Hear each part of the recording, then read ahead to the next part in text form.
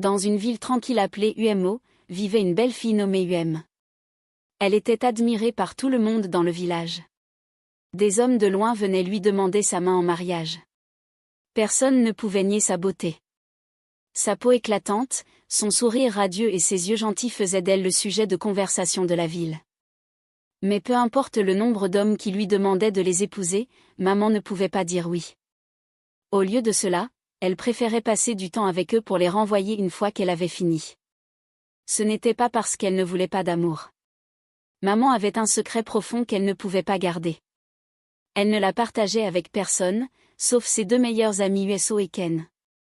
Elle leur faisait entièrement confiance et leur confiait ses difficultés. Elle avait quelque chose en elle, quelque chose qui la faisait se sentir agitée. Elle ne pouvait pas passer une journée sans être avec un homme, ce n'était pas juste un homme, parfois c'était même 10 en une seule journée. Ce n'était pas parce qu'elle le voulait, mais parce qu'elle le devait. Il y avait un feu en elle qu'elle ne pouvait pas contrôler. Depuis qu'elle avait 15 ans, elle avait ressenti une étrange brûlure dans son corps qui la faisait se sentir agitée. Elle a commencé à chercher. Elle a appelé les hommes pour appeler le feu, mais quoi qu'elle fasse, ce sentiment n'a jamais disparu. À 25 ans, le problème s'était aggravé. Elle avait perdu le compte du nombre de fois où elle avait demandé de l'aide, mais personne ne savait comment l'aider. Maman a couché avec presque tous les hommes de sa ville parce qu'elle avait un feu très vif entre les jambes, qui avait besoin d'être constamment satisfait. Maman avait profondément honte. Elle avait même payé des hommes pour être avec elle, juste pour apaiser la brûlure en elle, mais rien n'y faisait. Chaque nuit, elle s'allongeait dans son lit et pleurait. Se demandant pourquoi elle avait été guérie avec ces terribles secrets, elle ne voulait pas vivre de cette façon, mais il semblait impossible de l'arrêter. Ses parents n'avaient aucune idée de ce qui arrivait à leur belle-fille. Ils faisaient souvent pression sur elle pour qu'elle se marie, en disant « tu es si belle, pourquoi ne t'installes-tu pas avec un homme gentil ?» Mais eux ne pouvaient pas leur dire la vérité, comment pouvait-elle expliquer qu'un homme ne lui suffirait jamais? Comment pouvait-elle se marier alors qu'elle avait besoin de plusieurs hommes chaque jour? Alors, elle a gardé ses secrets en disant à ses parents qu'elle n'était pas prête pour le mariage. Même si la vraie raison était bien plus sombre. Un jour, en sortant d'un petit café, elle m'est tombée sur un jeune homme nommé Shima. Il était gentil et doux, et pour la première fois de sa vie, maman a ressenti quelque chose d'étrange, quelque chose de différent, son cœur s'est soulevé et ses joues ont rougi. Shima lui a souri et a dit « Ne t'inquiète pas, tu vas bien. » Ma a hoché la tête rapidement, incapable de parler. Alors que Shima lui proposait de la raccompagner chez elle, elle s'est retrouvée à accepter sans hésitation. Ce soir-là, après leur rencontre fortuite, maman ne pouvait pas arrêter de penser à lui, elle ressentait quelque chose qu'elle n'avait pas ressenti. Ressenti avant, d'espérer peut-être, juste peut-être, que Shima pourrait être différente. Au fil des jours, maman et Shima se sont rapprochées, elles ont passé plus de temps ensemble et, assez vite, Shima lui a avoué son amour. Même a été ravie, pour la première fois, elle croyait qu'elle pourrait avoir une vie normale. Peut-être que cet amour lui enlèverait son secret et que le feu en elle disparaîtrait. Mais ce n'est pas le cas. Même si elle aimait profondément Shima, le désir brûlant ne s'est pas arrêté. Elle a essayé de le cacher, mais bientôt, elle s'est retrouvée à s'enfuir pour rencontrer d'autres hommes au quotidien. Elle détestait.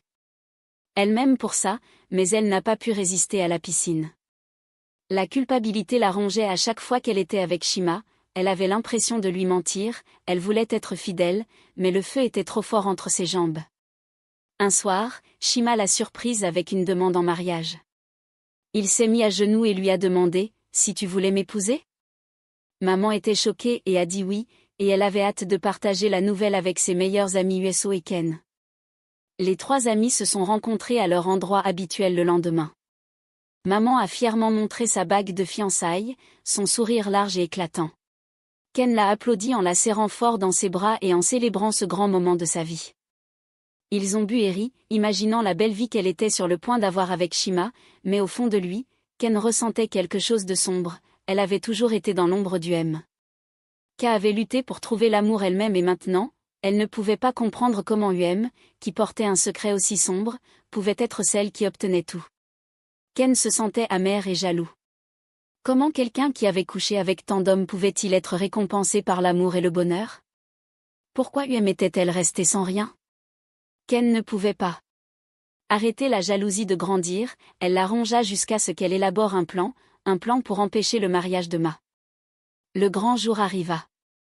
Ma et Shima étaient entourés d'amis et de famille et la salle de mariage était magnifiquement décorée.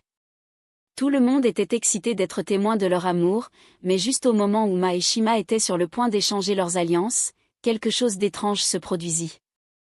Le grand écran dans le hall clignota et une vidéo commença à jouer. Ce n'était pas une douce vidéo du voyage d'Uem et Shima ensemble. Non, c'était quelque chose de bien pire. C'était un enregistrement vidéo d'eux. Eux, couchant avec des hommes différents, les invités restèrent bouche bée tandis que le son de leur voix remplissait la pièce, mon secret était dévoilé à la vue de tous.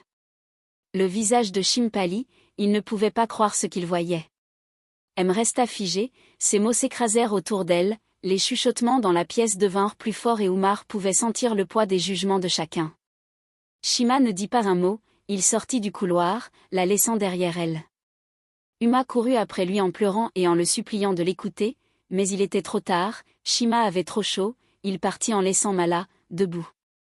Brisée et seule, Osa s'est rapidement précipitée aux côtés de Ma, l'aidant à monter dans une voiture et la ramenant chez elle. Ma pleurait de manière incontrôlable, se demandant comment sa vie en était arrivée là. Elle savait que son secret la détruirait, mais elle n'aurait jamais pensé que cela se produirait de cette façon. Les jours qui ont suivi ont été remplis de douleur et de regrets. Le cœur de Mma avait mal pour Shima, mais elle savait que la dure vérité était difficile à affronter. Elle ne pouvait plus vivre avec son secret. Elle avait besoin d'aide, d'une véritable aide pour faire face au feu intérieur. Vous devez vous demander qui avait diffusé cette vidéo. Le jour du mariage d'Uem, c'était Ken, son ami, celui à qui elle confiait ses secrets. Ken a en fait pris un enregistrement secret d'Uem avec d'autres hommes et l'a diffusé sur l'écran le jour de son mariage, juste pour mettre fin au mariage, tout cela à cause de l'envie et de la jalousie. Maman ne savait pas que Ken était impliqué. Elle a quand même traité Ken comme une amie et une sœur. Ken a continué à mettre le feu aux poudres dans la relation entre Shima et Uem, cherchant différentes manières d'attirer l'attention de Shim. Elle s'est dit que, puisque j'ai réussi à détruire la relation entre Shima et Uem, je pense que je peux avoir Shima à moi-même. Pourquoi quelqu'un qui couche toujours avec beaucoup d'hommes épouserait-il ce bel homme et moi, Ken, ne peut pas? Je dois avoir Shima. Elle a essayé si fort, mais elle a échoué, parce que Shima n'était pas intéressé par tout ce qui a à voir avec eux, parle davantage d'être avec son ami. Ma, d'un autre côté, a décidé de chercher de l'aide professionnelle. Elle a trouvé un médecin spécialisé dans le trouble qu'elle avait, lentement, grâce à la thérapie et au traitement, elle a commencé à guérir. Ce n'était pas facile, mais elle savait qu'elle devait se battre pour sa vie, pourquoi? Un jour, après plusieurs mois de guérison, Ma a reçu une lettre de Shima, dans laquelle il lui disait que même s'il était blessé par ce qui était arrivé, il se souciait toujours d'elle et voulait qu'elle aille mieux. Il a également continué à écrire qu'il s'est rendu compte plus tard que ce n'était pas la faute d'Uem, c'était un problème de santé, et lui a dit d'appeler le numéro de téléphone indiqué plus tard. Par excitation, Ma a appelé Shima via le numéro de téléphone inscrit plus tard, et ils ont eu une très longue conversation qui a conduit à une réconciliation. La relation de Shima et Uem a recommencé, et Shima était prête à la soutenir. Grâce à sa thérapie pour guérir complètement de ses problèmes de libido élevés. Ken, d'un autre côté, a réalisé qu'elle ne pouvait pas avoir Shima et elle a réalisé qu'elle avait fait tellement de mal à son amie maman qu'elle a décidé de venir demander pardon.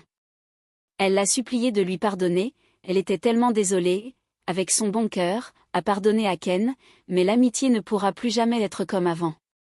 Shima et eux se sont finalement mariés et son amie Uso était la demoiselle d'honneur en chef. Ils étaient tous si heureux et ils ont vécu leur vie heureux pour toujours. La morale de cette histoire est la suivante, les secrets, aussi bien cachés soient-ils, trouvent toujours un moyen de sortir. Il est important de chercher de l'aide et d'être honnête avec nous-mêmes avant qu'il ne soit trop tard.